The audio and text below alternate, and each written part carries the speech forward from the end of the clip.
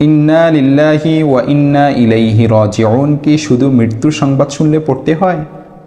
আল্লাহ তাআলা কোরআনুল কারীমের মধ্যে ধৈর্যশীল মুমিনদের গুণাবলী বর্ণনা করতে গিয়ে বলেন, আউযু বিল্লাহি মিনাশ শাইতানির রাজীম, বিসমিল্লাহির রহমানির রহিম, আল্লাযীনা ইযা আসাবাতহুম মুসীবাতুন ক্বালু ইন্না লিল্লাহি ওয়া ইন্না ইলাইহি রাজিউন।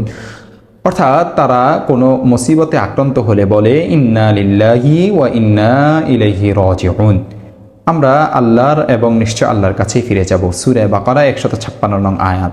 এই আয়াত থেকে স্পষ্ট বোঝা যায় যে একজন মুমিন যে কোনো ধরনের মুসিবত সামনে আসলেই ইন্না লিল্লাহি ওয়া ইন্না ইলাইহি রাজিউন বলবে, আল্লাহর ফয়সালা সমর্পিত চিত্তে মেনে নিবে। অথচ অনেক মানুষ মনে করেন যে ইন্না লিল্লাহি ওয়া ইন্না ইলাইহি রাজিউন শুধু মৃত্যুর সংবাদ শুনলে বলতে হয়। এই ধারণা ঠিক নয়।